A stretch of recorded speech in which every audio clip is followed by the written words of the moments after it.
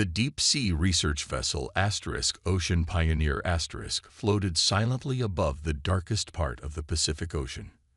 Its powerful spotlights barely pierced the black waters 3 miles below. Dr. James Walker stood at the main control panel, his eyes fixed on the sonar display that showed something impossible. "That can't be right," he muttered, adjusting the settings again. The readings stayed the same. Whatever lay at the bottom of this part of the ocean wasn't natural. The structure was too perfect, too geometric. "Mark, come look at this," he called to his assistant. Mark Brown, a younger researcher with 10 years of deep-sea exploration experience, walked over and leaned in to study the screen. "Those lines, they're too straight," Mark said, pointing at the display. "Nature doesn't make perfect squares 3 miles underwater." Dr. Walker nodded, his heart beating faster. "And look at these energy readings. They're unlike anything we've ever recorded. There's something down there, something big." He pressed the intercom button. "Bridge, this is Dr. Walker. Launch the deep-sea drones. All of them." Within minutes, 6 underwater drones descended into the darkness. Their cameras sent back crystal-clear images that made everyone on the ship gather around the main screen in stunned silence. Massive metal walls stretched into the darkness. Huge doorways, each big enough to fit a naval aircraft carrier, lined up in perfect rows. Strange symbols glowed with a faint blue light, and complex patterns were carved into the metal surfaces. "What are we looking at?" Captain Michael Turner asked, his voice barely a whisper. Before Dr. Walker could answer, all the drone's sensors began screaming. Energy readings spiked off the charts. The ancient structure was waking up. "Get me the Navy," Captain Turner ordered. "And the United Nations. They need to see this now." Within hours, military ships from several nations converged on their location. The discovery was too big to keep secret. News helicopters circled overhead as world leaders gathered for an emergency meeting.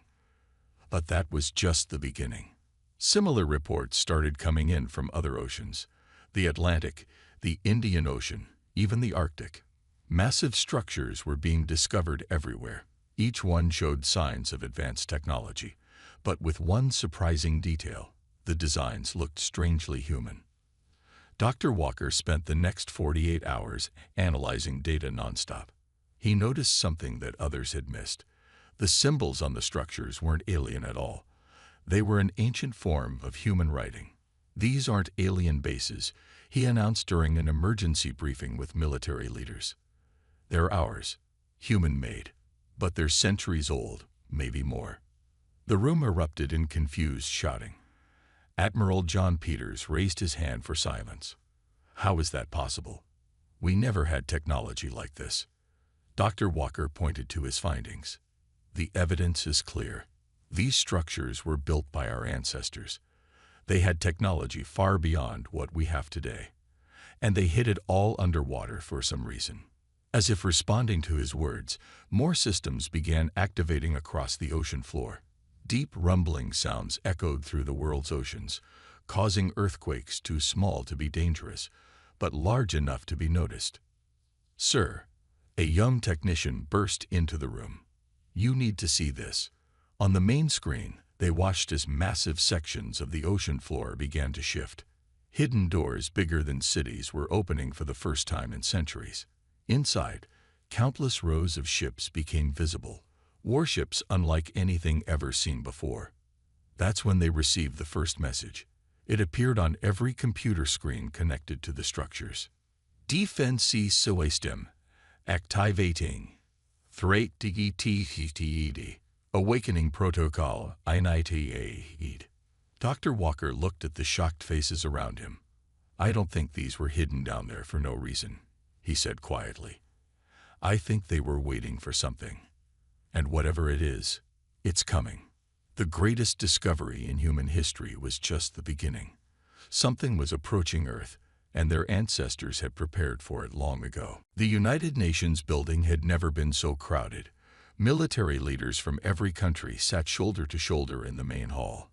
On the giant screen, Dr. Walker showed them the latest underwater footage. "The structures are waking up," he explained, pointing to the glowing blue lights that now covered the underwater bases. "It's like watching a giant computer start up after being in sleep mode for hundreds of years." General Anna Hayes stood up. "But who built them? And why didn't we know about this?" Before Dr. Walker could answer, every phone in the room started buzzing. Emergency alerts flashed across their screens. More underwater bases were activating, not just in the Pacific, but in every ocean on Earth. "We're getting reports from the Arctic," an aide announced. "The ice sheets are cracking. Something big is moving under there." Dr. Walker rushed to his computer. The ancient systems were sending out more data now. As he read, his eyes grew wide. "You're not going to believe this," he said.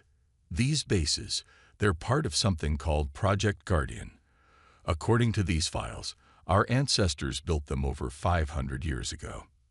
The room fell silent. Admiral Peters leaned forward.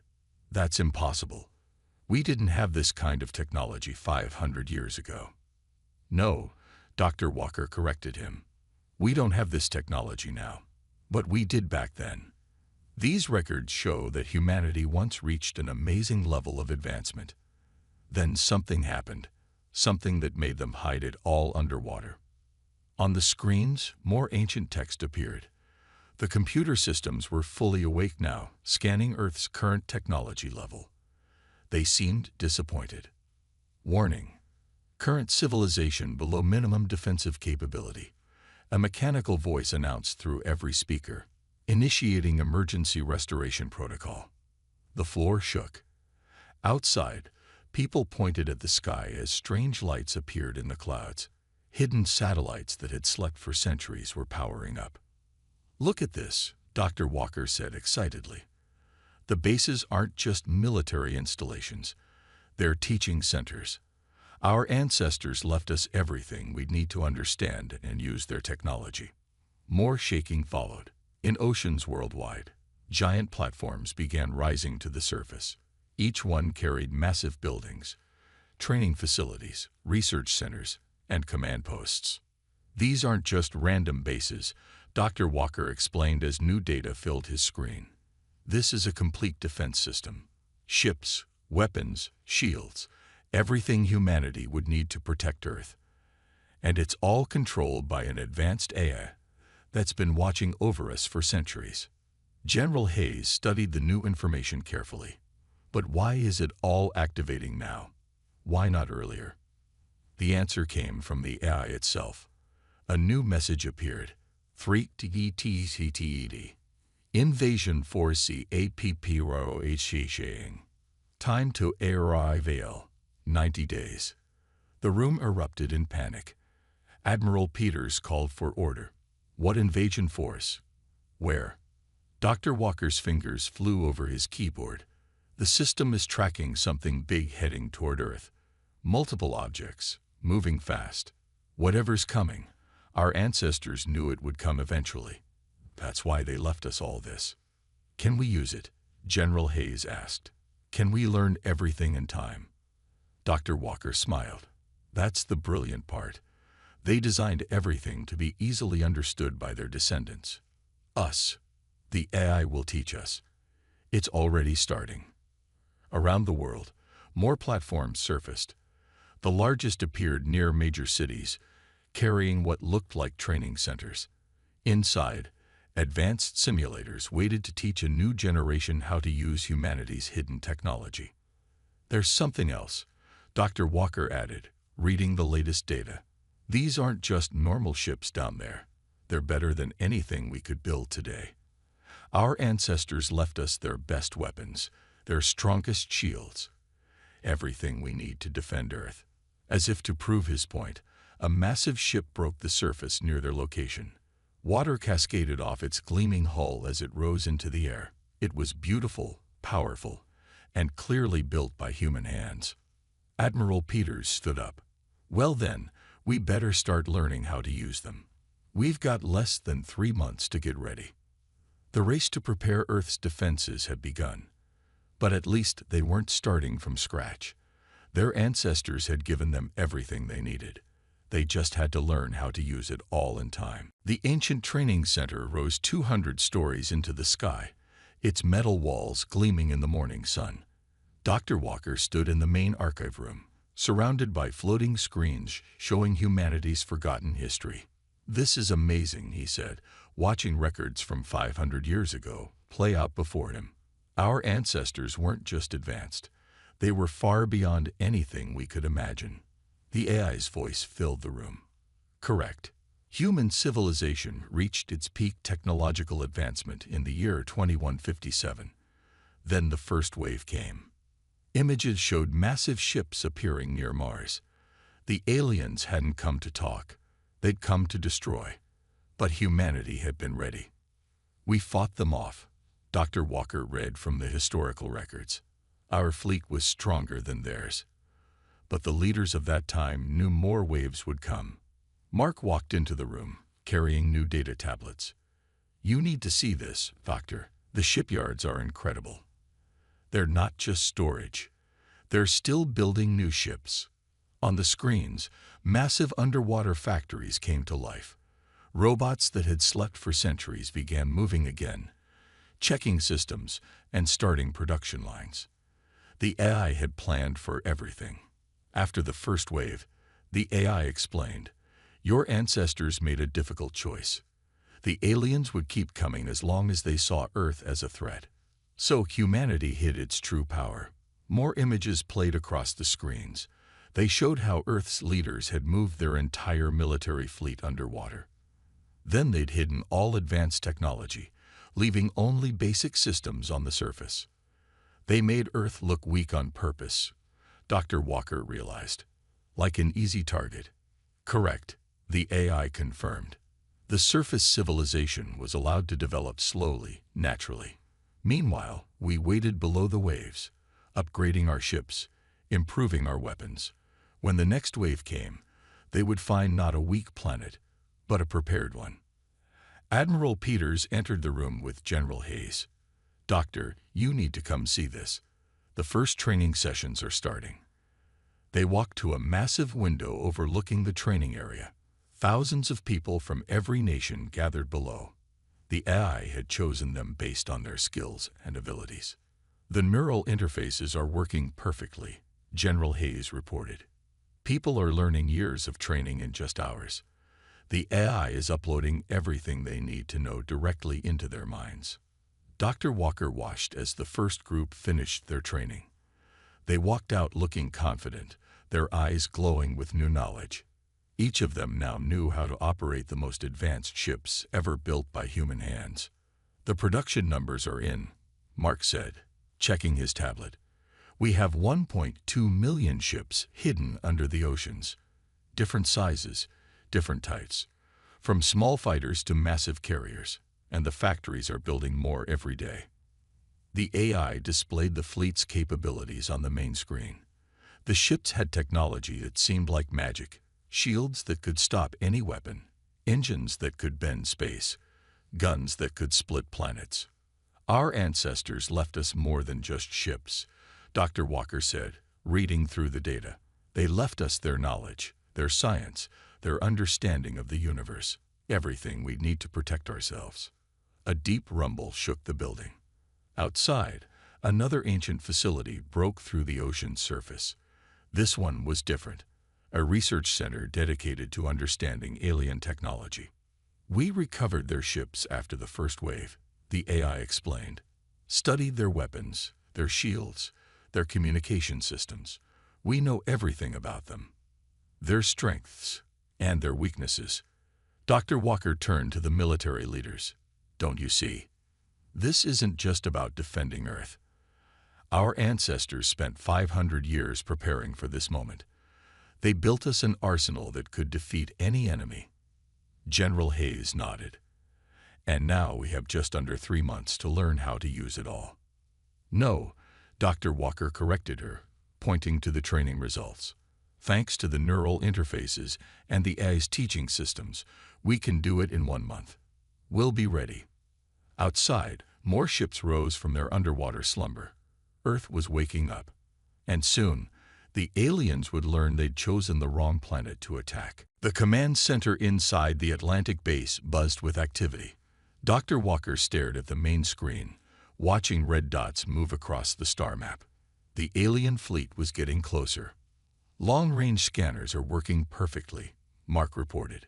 We can see their entire fleet now, over 50,000 ships heading straight for Earth. Admiral Peters studied the tactical display. What are we learning about them? The AI brought up detailed scans of the alien vessels. They were massive black ships shaped like arrowheads, their hulls covered in weapons. They call themselves the Harvesters, the AI explained. They travel from galaxy to galaxy, taking resources from worlds they think are defenseless. They've destroyed 32 civilizations in the last 1,000 years. Dr. Walker zoomed in on one of the alien ships. They're sending messages ahead of them. Can we decode them? Already done, the AI replied. Alien text appeared on the screen, translated into English. Everyone in the room read it with growing anger. The messages were orders to their invasion forces. They planned to take Earth's water, minerals, and metals. Humans would be used as slave labor in their mines. They expected no real resistance. Their scans showed only basic weapons and primitive spacecraft on Earth's surface. They have no idea what's waiting for them, General Hayes said with a grim smile. Show me our forces again. The display changed. Blue dots appeared under every ocean. The hidden fleet. Over 1 million ships, each one more advanced than anything the aliens had. But there was more. The orbital defense grid is almost ready, Mark reported. 2,000 defense satellites now circled Earth, hidden from alien scans by advanced cloaking technology. Dr. Walker checked the latest training reports. 90% of our crews are fully trained. The neural uploads are working faster than we expected. People are mastering 500 years of technology in days. And the shipyards? Admiral Peters asked.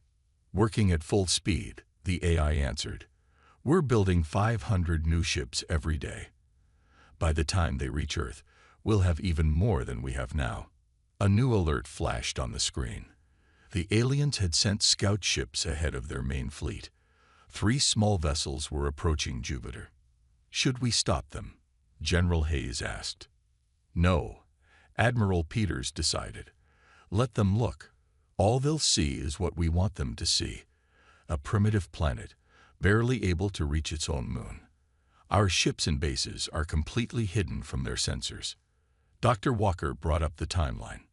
They'll reach Earth in 62 days. Their plan is to surround the planet, block all communications, and demand surrender. They think it will be easy. The room filled with quiet laughter. The aliens had no idea they were flying into a trap 500 years in the making. Show me the weapons test results, General Hayes ordered. New data appeared. The ancient weapons were incredible. Beams that could cut through any shield, torpedoes that could follow targets through space jumps, defense screens that could stop anything the aliens had. We're getting more data from the scout ships, Mark announced. The aliens are sending messages home. They're excited. They think Earth will be an easy target. Dr. Walker read the alien transmissions and shook his head. They're already dividing up Earth's resources, planning what they'll take. They think we're primitives who will bow down before their superior technology. Their mistake, Admiral Peters said. Doctor, what's the status of the planetary shield? Ready to activate on your command, Dr. Walker replied. Once it's up, nothing gets in or out without our permission. The aliens will be trapped here with us. General Hayes looked at the tactical display one last time. Continue monitoring them. Let them think they're sneaking up on us.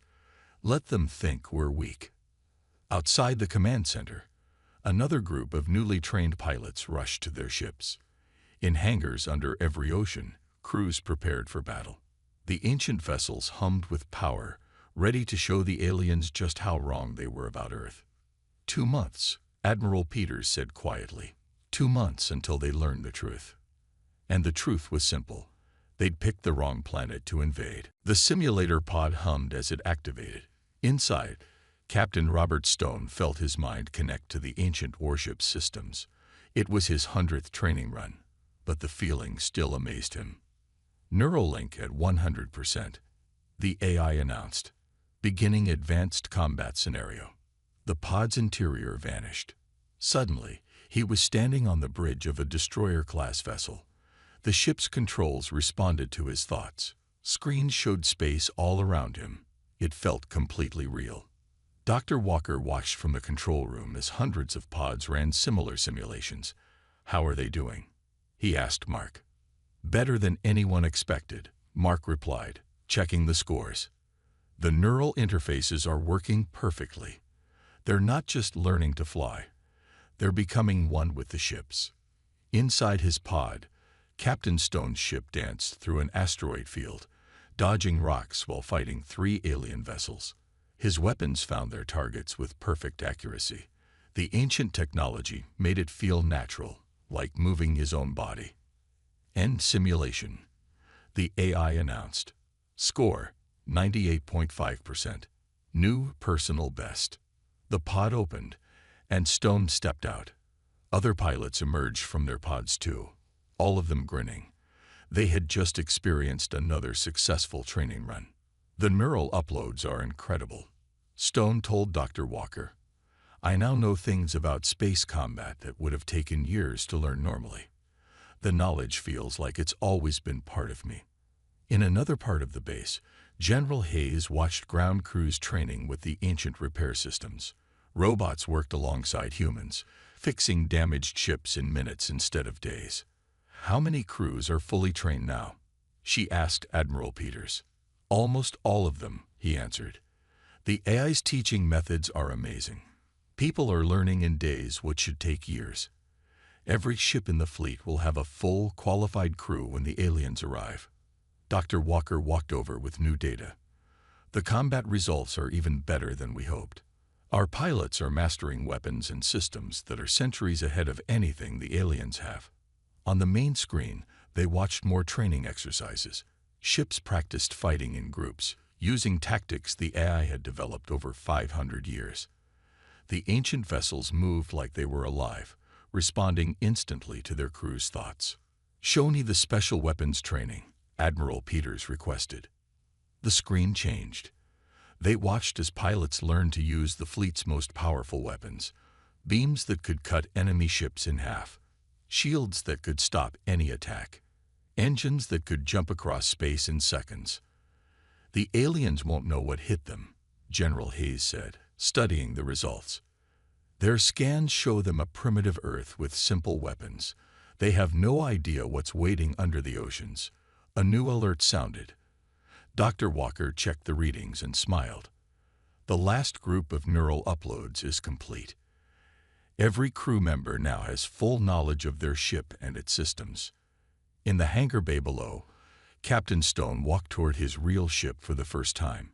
It was beautiful, sleek, and powerful, built by humanity at its technological peak. The Neuralink connected automatically as he approached. "Ship systems online," the AI reported. "Neural sync at 100%. All weapons and defensive systems ready." Stone ran his hand along the ship's hull. Thanks to the neural upload, he knew every part of it, every system, every capability. It felt like meeting an old friend. "One more thing," Dr. Walker called out to the crews. "The AI just finished analyzing the alien fleet. Their technology is actually primitive compared to ours. These ships were built to fight enemies far stronger than them." Around the world, other crews completed their training. In underwater bases across every ocean, pilots and engineers mastered technology beyond their wildest dreams. Humanity's hidden fleet was almost ready. Admiral Peters watched as another group of pilots ran combat drills. "Our ancestors chose well," he said. "The right people, the right training, the right moment to reveal everything." Earth's defenders were nearly prepared. Soon, very soon, the aliens would learn what humanity had been hiding all these years. The ocean began to churn. Miles of water swirled and parted as massive doors opened on the seafloor. Admiral Peters stood on the command bridge of Earth's newest defense center, watching history unfold. All fleets report ready, the AI announced, beginning surface operation. Dr. Walker couldn't take his eyes off the main screen. After 500 years of hiding, humanity's true power was about to be revealed. The first ship broke the surface near Hawaii. It was a battleship, larger than any vessel ever built on Earth's surface. Water cascaded off its gleaming hull as it rose into the air. More ships followed, hundreds of them, then thousands. Pacific Fleet launching, General Hayes reported. Atlantic Fleet beginning emergence, Indian Ocean bases activating. Around the world, people stopped and stared at the sky. Ships rose from every ocean. Destroyers, cruisers, carriers, and more. Each one was a masterpiece of engineering, built by humanity at its peak. How are the aliens reacting? Admiral Peters asked. Mark checked the long-range sensors. Their scout ships near Mars are detecting the activity. They're sending confused messages back to their fleet. They don't understand what they're seeing. On the screen, they watched as more ships took position. The AI had planned everything perfectly. Each vessel knew exactly where to go, forming a defensive grid around Earth. Orbital platforms activating, Dr. Walker announced. The hidden defense satellites dropped their cloaking fields. 2,000 of them now circled Earth, their weapons ready. Captain Stone's voice came over the radio from his ship high above the Atlantic. You should see this from up here, Admiral. It's beautiful. Like watching a world wake up. The numbers were staggering. Over 1 million ships now floated in Earth's sky. They formed perfect patterns, a display of power and organization that made everyone watching feel proud. Show me the alien fleet, Admiral Peters ordered. The screen split. On one side, Earth's forces continued to take position. On the other, they could see the alien armada approaching. The invaders had 50,000 ships, a force they thought would easily conquer Earth. They still think we're primitive, General Hayes said, reading the intercepted alien messages. They've spotted our ships, but they think they're simple vessels. Their scans can't penetrate our hulls. Dr. Walker brought up more data. The planetary shield is ready. Defense grid is at 100%. All ships report full power and combat ready. In space, the alien scout ships watched Earth's fleet deploy. They sent urgent messages to their main force, but they weren't panicking. They still believed their technology was far superior. They're in for quite a surprise, Admiral Peters said with a slight smile. Status of special weapons. All ready, the AI confirmed. Phase cannons charge. Jump drives online. Shield disruptors standing by. Every weapon our ancestors built to defeat the first wave is ready to be used again. More ships rose from the Arctic and Antarctic oceans. These were different. Massive carriers that could launch hundreds of fighters each. The smaller craft swarmed out, taking their places in the defense grid. Final count, General Hayes announced. 1.2 million major ships deployed, plus support vessels, fighters, and orbital platforms. The largest fleet ever assembled in human history. Dr. Walker checked the latest scans of the alien fleet. They'll be here in 24 hours. Their message to Earth is already prepared, a demand for immediate surrender. Let them come, Admiral Peters said quietly. Let them think they're strong enough. Let them think we're weak. Above them, Captain Stone's voice came over the radio again. All combat groups report ready, Admiral. The crews are eager. 500 years of waiting is about to end. Earth's fleet hung in the sky like stars, a testament to human ingenuity and preparation. The trap was set. Soon, very soon, the aliens would learn the truth about the planet they thought would be an easy conquest. Send word to all ships, Admiral Peters ordered. Battle stations in 6 hours. The greatest fight in human history is about to begin. The alien fleet appeared at the edge of the solar system right on schedule. 50,000 black ships moved toward Earth, their weapons charged. On their command ship, The alien admiral prepared to demand Earth's surrender. "They're broadcasting," Mark announced in the command center, "playing their message now." A harsh voice filled the room. "Primitive world, your planet is surrounded. Surrender now and your people will live as our servants. Resist, and we will destroy you completely." Admiral Peters looked at the assembled human fleet on his screens. Over 1,000,000 ships waited silently, their true power still hidden from alien scans. "Send our reply," he ordered. Dr. Walker typed quickly. "We reject your demand. Earth is defended. Leave now or face the consequences." The alien response was immediate. Their ships accelerated, weapons preparing to fire. They still saw only what looked like simple vessels, no match for their advanced technology. "They're launching fighters," General Hayes reported. "They expect this to be over quickly." Admiral Peters nodded to Captain Stone's image on the screen. "Spring the trap." In space, humanity's fleet suddenly changed. Hidden weapons emerged from the ship's hulls. Powerful shields flickered to life. The orbital platforms revealed their true size. "By the stars," the alien admiral's shocked voice came over the radio. Their scans finally penetrated the human ship's outer layers, showing the true power within. "All ships, execute Battle Plan Alpha," Admiral Peters commanded. Captain Stone's voice rang out. "First strike group, engage." The space around Earth lit up. 10,000 human ships jumped forward, their advanced engines carrying them instantly behind the alien fleet. The invaders found themselves surrounded.